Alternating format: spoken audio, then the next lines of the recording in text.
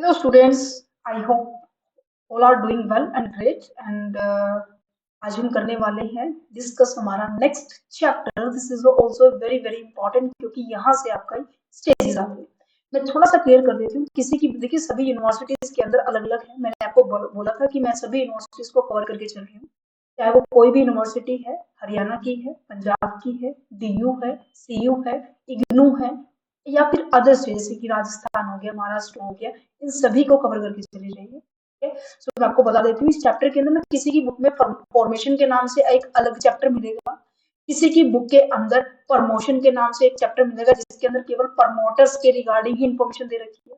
तो आपको हर चीज क्लियर कट एक्सप्लेन की जाएगी. मैं आपको बता देती हूँ इस चैप्टर के अंदर कंप्लीट डिस्कशन हम 5 पार्ट में करने वाले हैं. सबसे पहला जो पार्ट होने वाला है कंपनी की फॉर्मेशन के ऊपर डिस्कस करेंगे.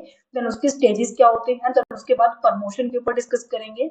उसके स्टेजेस क्या होते हैं. देन उसके बाद जो प्रमोटर होता है ना, यहाँ से बहुत बार क्वेश्चन आया है कि उसके फंक्शन, उसके legal positions, right, duty, liability, remunerations, type of promoter and the pre incorporation and the preliminary contract क्या होते हैं. हर चीज को डिस्कस करेंगे. ठीक है. बट आपको एक बात पूछनी है. मैंने आपसे एक बात पूछनी है कि जब मैंने आपको फर्स्ट चैप्टर करवाया था कंपनी का, कि कंपनी का मतलब बताया था मैंने आपको. ये सबको याद होगा कि जब हमने कंपनी का मतलब डिस्कस किया था, दैट मींस मीनिंग डिस्कस किया था. कंपनी क्या है बच्चे, ये डेफिनेशन देखो आपको नजर आ रही है.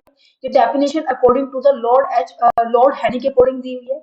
क्या कहना चाह रही है डेफिनेशन. ये कहती है company is an incorporated association which is an artificial person created by the law having an separate entity with a perpetual succession and a common seal.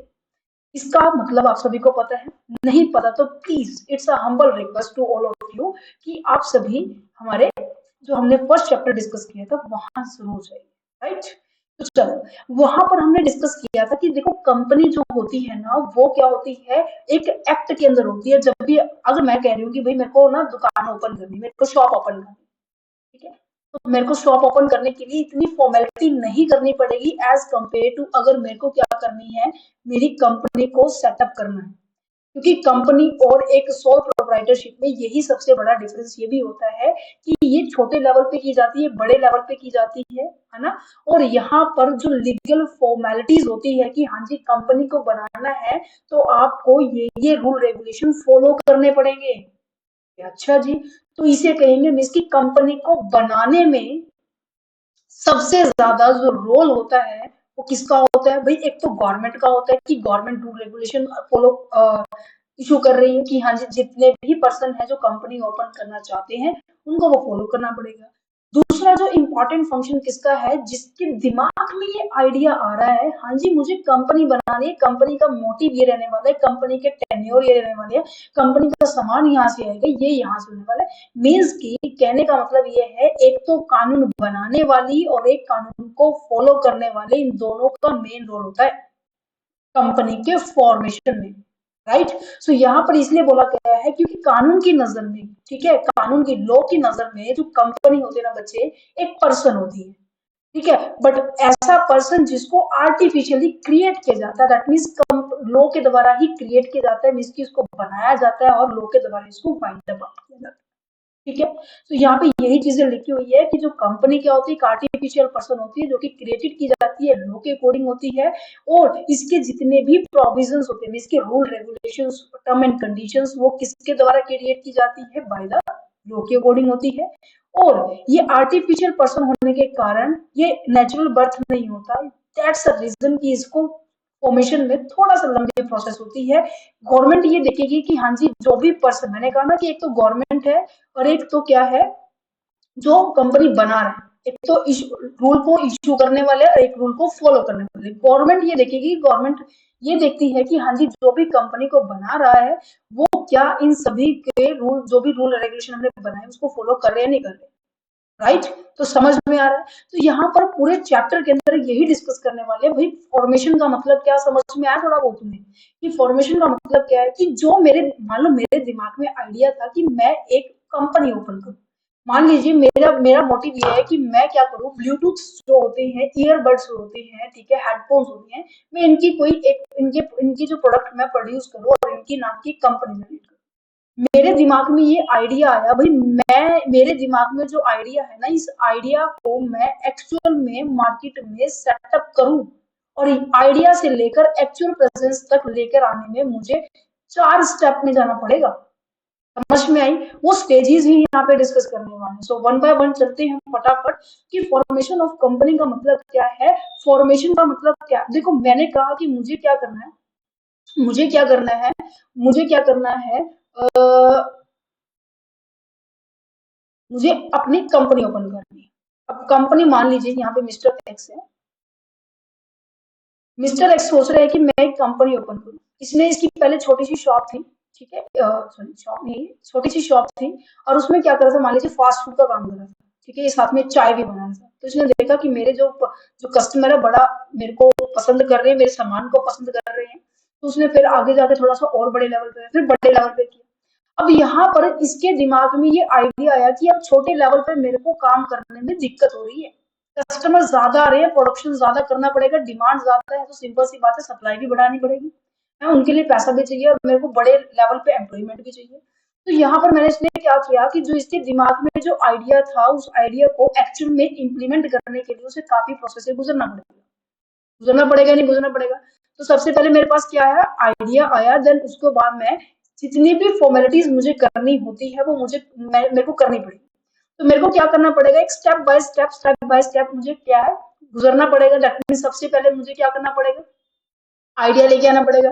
Then मैं देखूंगी कि उस आइडिया को एक्चुअल में इम्प्लीमेंट होने के लिए किन किन रिसोर्सेज की रिक्वायरमेंट है, जैसे कि प्लांट एंड मशीनरी हो गया, एम्प्लॉयमेंट हो गया, पैसा हो गया, कैपिटल हो गया, कहाँ से लेकर आऊंगी ये चीजें, तो मुझे ये भी अरेंज करनी पड़ेगी। इनके अरेंज होने के बाद मेरे को कंपनी में एज अ कंपनी मेरे को अपने आप को सेबी के अंदर रजिस्टर्ड भी करवाना पड़ेगा। सेबी दैट मीन्स जहां पर आपकी शेयर्स की डीलिंग होगी। कहते हैं अच्छा जी आपको डॉक्यूमेंट भी चाहिए, जैसे कि memorandum of association and article of association, ये सारी चीजें चाहिए नहीं चाहिए, कहते बिल्कुल चाहिए, समझ में आ रहा है। तो इन डॉक्यूमेंट को बनवाने में, इनकी जितनी भी जो रिक्वायरमेंट उनको फुलफिल करने में मुझे हर संभव प्रयास करना पड़ेगा, है ना।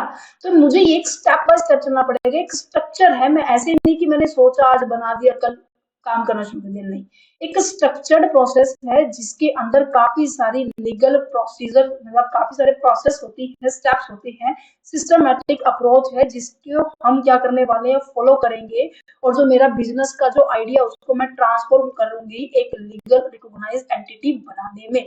इसकी जो आइडिया था उस आइडिया को मैं एक्चुअल में एक बिजनेस में कन्वर्ट करने के लिए मुझे इन स्टेप से गुजरना पड़ेगा, वो स्टेप इंपॉर्टेंट है, ठीक है। समझ में आया? The formation of a company refer to the process है, फॉर्मेशन कुछ नहीं है, प्रोसेस है, एक प्रक्रिया है जिससे गुजरना पड़ेगा, एक लीगल स्टैब्लिशिंग, एक अपने अपने बिजनेस को एक सेटअप देने के लिए, इसकी एक आकार देने के लिए, एक शेप देने के लिए, मार्केट में उसकी इमेज क्रिएट करने के लिए मुझे इस प्रोसेस से गुजरना पड़ेगा।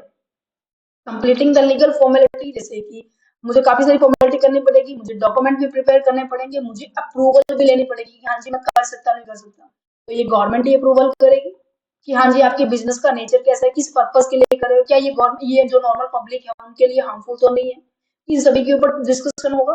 अगर वो अप्रूवल, अगर गवर्नमेंट ने कहा कि हाँ जी इट्स ओके, बढ़िया बिजनेस है, बढ़िया ग्रोथ देगा, इकोनॉमिक में भी कॉन्ट्रीब्यूशन करेगा, एम्प्लॉयमेंट भी जनरेट करेगा, हम आपको अप्रूवल दे देते हैं।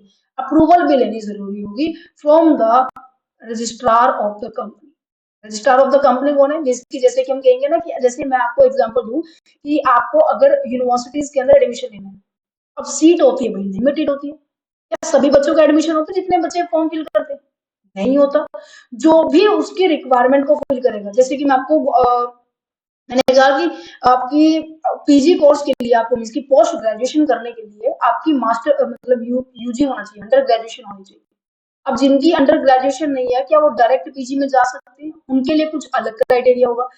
अगर वो क्राइटेरिया को मीट आउट करेंगे तो यूनिवर्सिटी वाले आपको अलाउ कर देंगे, हाँ जी आप हमारी यूनिवर्सिटी से क्या कर सकते हैं, पोस्ट ग्रेजुएशन का कोर्स कर सकते हैं। कुछ इस तरीके से कंपनी का भी रूल होता है कि अगर आपको एज अ कंपनी बनना है तो आपको ये रूल्स फॉलो करने पड़ेंगे, ये लिमिट आपकी होनी चाहिए।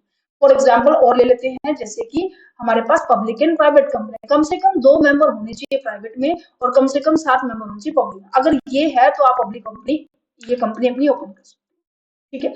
हर एक कंपनी के अलग-अलग है, वो हम अलग से डिस्कस करेंगे। वैसे हमने टाइप ऑफ कंपनी में बहुत अच्छे से डिस्कस किया था, ये सभी टाइप्स हमने डिस्कस किए, ठीक है। अच्छा जी, नेक्स्ट जाता है स्टेजेस क्या है। सबसे पहले हम डिस्कस करेंगे फॉर्मेशन का मतलब क्या है, प्रमोशन का मतलब क्या है, फिर इनकॉर्पोरेशन होता है, देन उसके बाद हम कैपिटल को रेज करते हैं, देन हमारा बिजनेस स्टार्ट होता है। हर स्टेप इंपॉर्टेंट है, हर स्टेप के अंदर जो स्टेप है वो इंपॉर्टेंट है, ध्यान रखना। हर स्टेप के पार्ट को मैं डेप्थ में डिस्कस करूंगी, इवन ये पार्ट में आ रहा है, बट हाँ सभी को देखिए, ठीक है। तो ये 4 स्टेप है, promotion, incorporation, capital subscription and commitment of the business. One by one discuss करते हैं। सबसे पहले मैं बात करती हूँ प्रमोशन स्टेजेस। प्रमोशन का मतलब क्या है? प्रमोशन का मतलब क्या है भाई, यहाँ पर ये एक इंसान नजर आ रहा है। अब यहाँ पर ये जो इंसान है, इसके दिमाग में, जैसे कि हमारे एग्जाम्पल में मिस्टर एक्स के दिमाग में आइडिया आना चाहिए, ठीक है। उसे हम पता है क्या कहते हैं, तो मोटर कहते हैं। मीन्स कि हम कौन सी प्रोसेस पढ़ रहे हैं बच्चे, प्रमोशन पढ़ रहे हैं। प्रमोशन का वैसे मैं एग्जैक्ट मतलब तुम्हें बताऊं कि अपने रिगार्डिंग इंफॉर्मेशन को क्या करना होता है, पब्लिक को देना होता है। हमने मार्केटिंग में भी डिस्कस किया है। बट वो आइडिया जिसके दिमाग में आता है उसे हम क्या कहेंगे, प्रमोटर कहेंगे। क्लियर है? अच्छा, अब इसके दिमाग में जो भी आइडिया आएगा उनके बारे में डिस्कस करते हैं। At this stage the idea of the business is developed, कि मुझे किस चीज का बिजनेस करना है, मुझे कब करना है, कहाँ से मैं कितने रिसोर्सेज लेके आ रहा हूँ। अच्छा, बिजनेस को सेटअप होने से पहले पहले जितनी भी फॉर्मेलिटीज जो भी करेगा वो प्रमोटर ही करता है, जिसके जिसके दिमाग में जो आइडिया आ रहा है ना वही करेगा, ठीक है। इस स्टेज में क्या होता है, business idea of the business is developed. जो बिजनेस का जो आइडिया है ना वो आता है कि मुझे ये ही बिजनेस क्यों करना है। वो मार्केट के ग्राफ को एनालिसिस करेगा, मार्केट की डिमांड को देखेगा, उसके हिसाब से देखेगा कि हाँ जी मुझे करना चाहिए या नहीं करना चाहिए। And the initial arrangement are the main, जो भी इनिशियल मीन्स की जो शुरुआती में जो भी कुछ चाहिए आपको वो ये स्टेजेस वही होती है, ठीक है। Before a company is formed, company exact establishment में आने से, इसकी एग्जिस्टेंस में आने से पहले कुछ व्यक्ति या फिर कुछ व्यक्तियों का ग्रुप या फिर कोई एक इंडिविजुअल पर्सन, ठीक है, उनके दिमाग में विचारधारा आएगी कि हाँ जी बिजनेस करना है, हमें कंपनी को क्रिएट करना है, उनके माइंड में आ रहा है। फिर उसके रिगार्डिंग वो क्या करने वाले हैं, छानबीन करना शुरू करेंगे, इन्वेस्टिगेट करेंगे। फिर वो क्या करने वाले हैं, उन्होंने इन्वेस्टिगेट किया, हाँ जी इतनी प्रोबेबिलिटी है, देन वो फिर क्या बनाने वाले हैं, दोबारा से फिर प्लान बनाने वाले हैं। देन फिर ये देखेंगे कि हाँ जी, अब देखो जैसे कि मैं अगर ये बात कहूँ कि अगर क्लास के अंदर मुझे बायफॉर्गेशन करना है तो मैं किस बेसिस पे कर सकती हूँ। मैंने कहा कि मेरी क्लास के अंदर 100 स्टूडेंट्स है, उसमें बॉयज भी हैं और गर्ल्स भी। मैंने पहले एक फर्स्ट पार्ट में डिवाइड कर दिया। फिर मैंने देखा कि बॉयज ऐसे हैं जो कोई हिंदी मीडियम में भी है और इंग्लिश मीडियम में भी है। फिर मैंने इनको और बायफॉर्गेट कर दिया, हिंदी मीडियम और इंग्लिश मीडियम, ठीक है। फिर मैंने इनके अंदर और भी बायफॉर्गेशन कर दिया, जिनके मार्क्स 80 प्लस है, जिनके मार्क्स, इसकी कहने का मतलब ये है कि पहले मैंने अपना माइंड में एक प्लान बनाया, ठीक है। फिर मैंने अपनी एनालिसिस किया, इन्वेस्टिगेशन किया कि प्रोडक्ट लॉन्च करना चाहिए नहीं करना चाहिए। देन उसके बाद मैंने क्या किया, मैंने उन सभी एक्टिव हर एक फील्ड को मैंने क्या किया, एनालिसिस करना स्टार्ट कर दिया। अच्छा, फिर मैंने देखा कि हाँ जी ठीक है, ये फाइनली स्टार्ट सेटअप हो गया कि हाँ, मैंने कहा कि मेरे को बस यहाँ तक ही बायफॉर्गेशन करनी है, ठीक है। अब इसे कंपनी लेवल पे ले जाइए, ठीक है। कंपनी के अंदर मुझे क्या करना है, मेरे पास कोई दो 100 आइटम्स मुझे क्रिएट करनी है, बॉयज के लिए क्रिएट करनी है, गर्ल्स के लिए क्रिएट करनी है, ठीक है। फिर उसी के हिसाब से एक मिडिल क्लास हो सकता है, एक रिच पर्सन हो सकता है, यहाँ पर एक और आ सकती है पुअर क्लास फैमिली आ सकती है ना। तो समझ में आ रहा है, मतलब कि एक अभी फिलहाल आपके माइंड में जो जो भी चीजें चल रही है अभी फिलहाल आपके माइंड में चल रही है, एक्चुअल एग्जिस्टेंस में नहीं है। ये सभी चीजें प्रमोशन की जो एक्टिविटीज होती है ना, कंपनी के एग्जिस्टेंस होने से पहले की ये एक्टिविटी है, इसकी कंपनी बनी नहीं है, इंसान के दिमाग में चल रहा है, ठीक है। समझ में आ रहा है? तो देखो क्या लिखा हुआ है, company is formed, some persons get together and conceive the idea of the doing the business, the concept of the company is born in the mind, उनके माइंड में चल, and they investigate the potential, वो अपने potential का use करके even वो हर चीज को इन्वेस्टिगेट करेंगे और उसके बाद वो क्या करने वाले हैं, प्लान करने वाले हैं कि हाँ जी ऐसा होना चाहिए ऐसा होना चाहिए। फिर वो डिसाइड करेंगे कि किस फील्ड के अंदर उन्हें अपनी एक्टिविटीज को परफॉर्म करना चाहिए, मींस किस फील्ड के अंदर अपने बिजनेस को ऑपरेट करना चाहिए। देन वो ये भी डिसाइड करेंगे कि मुझे मेरी कितनी कैपिटल को अरेंज करना है, got it, and how and where to procure the plant and the equipment. अच्छा, कैपिटल को अरेंज तो कर दिया, बट ये भी तो देखना पड़ेगा कि मुझे जैसे प्लांट एंड मशीनरी चाहिए, मुझे फर्नीचर चाहिए, मुझे मशीनरी चाहिए, मुझे इक्विपमेंट चाहिए, मुझे टूल चाहिए, ये कहाँ से आएंगे, मुझे ये भी डिसाइड करना पड़ेगा।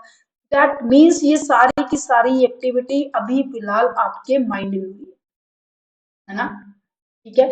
और कहाँ पे मेरा प्लांट है, कहाँ पे मेरी बिजनेस, मैं अपनी एंटिटी कहाँ पे मेरी बिल्डिंग को इंस्टॉल करने वाला हूँ, मीन्स कि कहाँ पे मेरा, कहते हैं ना कि कहाँ पे आपकी दुकान है, कहाँ पे आपका बिजनेस है, कहाँ आपने अपना ऑफिस कर रखा है, ये सभी चीजें अभी फिलहाल आपके माइंड में चल रही है। ये आपकी प्रमोशन की एक्टिविटी है, समझ में आया। कंडक्टिंग द फिजिबिलिटी स्टडी, सबसे पहले हमने क्या किया, बिजनेस की अपॉर्चुनिटी को स्टडी किया। Conducting feasibility study, feasibility study that means कि आपकी financial and technical and legal जो भी रिक्वायरमेंट आप उनको देखेंगे कैसे होने वाला है, कैपिटल की एंड रिसोर्सेज की कहाँ से अरेंजमेंट होने वाली है, हमें अपने प्रमोटर को भी सिलेक्ट करना पड़ेगा, and choosing a company name and seeking the approval, ये सारा काम प्रमोटर। तो कहने का मतलब ये है बच्चों, कहने का मतलब ये है कि जो आपके पास जो स्टेजेस है फॉर्मेशन की, जिसकी कंपनी बनेगी वो 4 स्टेजेस में बनेगी। पहला थोड़ा सा कंसेप्ट क्लियर हुआ, अब फटाफट देखते हैं प्रमोशन के बारे में। प्रमोशन मैंने आपको बता दिया, ठीक है, प्रोसेस है